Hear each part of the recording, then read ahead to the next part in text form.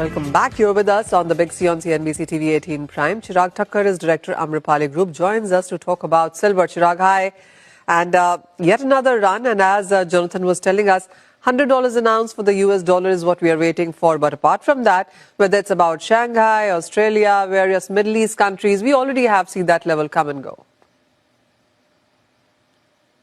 So we are actually talking about $100 now, but it is a pure uncharted area where we are trading today, and it is getting really very tough. That what's going to happen down the line this month or this quarter or this fortnight. Looking at the geopolitical uncertainty, I believe we are in an arena that will be not going to happen. What's going to happen, we really don't know. But having said that, there are lots of ETF demand coming in, as you rightly said. Chinese are buying at around more than $100 today. So I believe there is a FOMO, there is a retail buying, there's a lot of expectations what we had last week when it went out of the critical mirrors from the US side, and administration said that will be speaking to all the countries differently for that particular part of the material, which could be left out from the critical mirrors. We are expecting a metal moving out of US coming back to London liquidity, but we see a very less chance of happening that. So that is the current scenario right now, Manisha. It is. Chirag, we also do understand that, as you said, yes, we are looking at strong buying continuing from China. The global ETF buying has been on the stronger side as well. But the concern really has been for the Indian markets right now, where we did see a lot of silver imports in the previous year. And that means there is availability right now, but at these current levels, not too many buyers, would you say? And is the reason that we've seen a bit of a discount come in for the physical markets today? So if you see today we are trading at a discount at a parity of imports, but there's a lot of ETF buying happening since last 1 week, and I was speaking to a couple of people, and the sense what I'm getting is there's a lot of funds getting allocated to the precious metals. At the same time, our Indian equity markets, not performing so well. So there is a heavy allocation coming out of funds and heavy allocation coming out of the family offices, which are parking their funds in precious metals, and they are finding it very fruitful. Since last quarter, the performance of gold and silver has been outperforming every asset available in the market. So I believe that is one of the major reasons that we are still not at a discount, which we should be. And I think this is going to keep happening unless there is a different allocation happening to any other investment instruments coming into the Indian market. Chirag, silver for the longest time has been seen as gold's poorer cousin, and is the reason you've seen tier 2, tier 3 cities buy a lot of it. All semi-urban, rural areas buy it. Rural definitely buy it. At these current levels, have you seen that demand absolutely go down?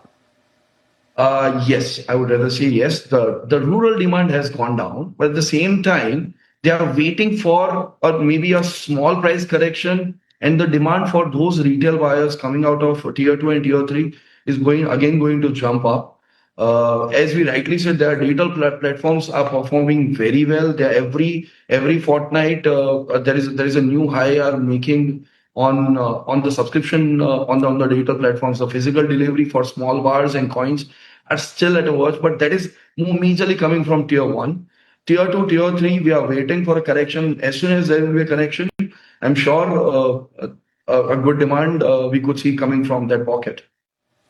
Chirag, I know it's very amusing to see $100 an ounce on the screen there, but tell me, as a commodity which has gained up from 1 lakh rupees to 3 lakh rupees a kg in matter of 12 months, does it push you to think or rethink your business strategies in some way?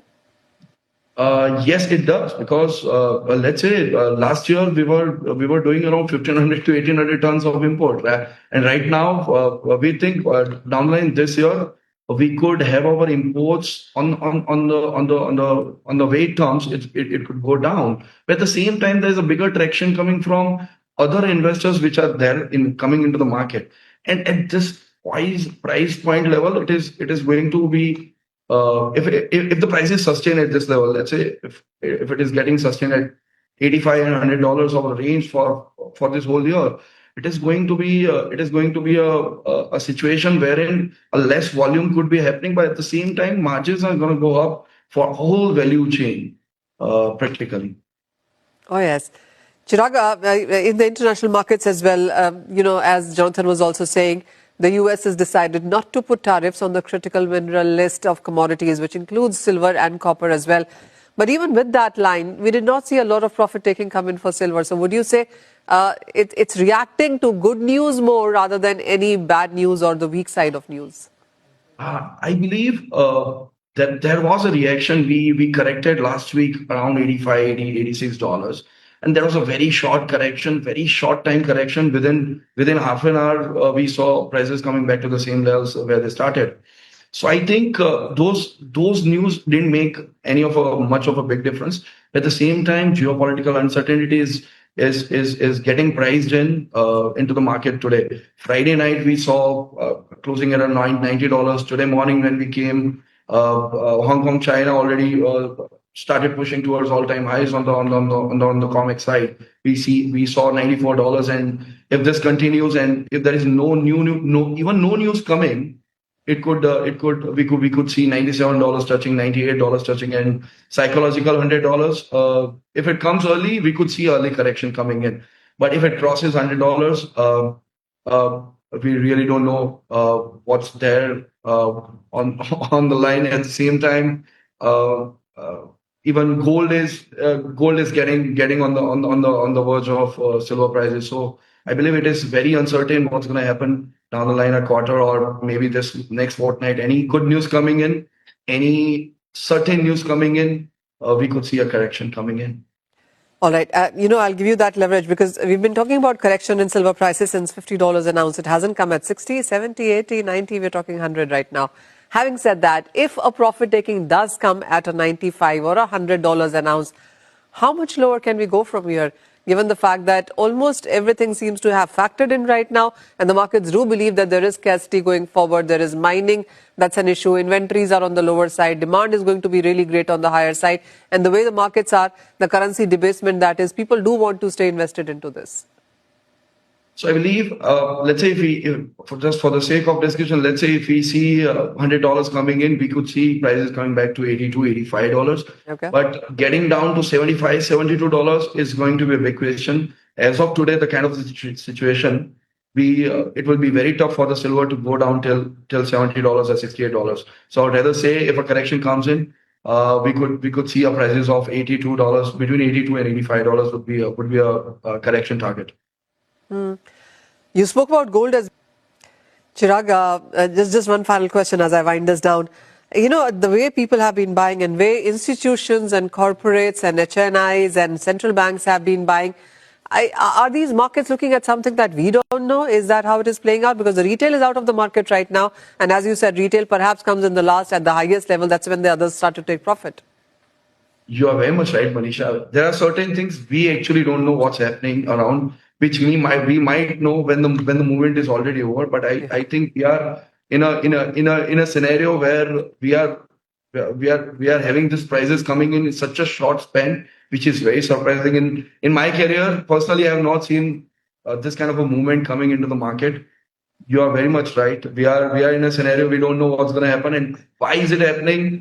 Perfect scenario. It is very tough to say.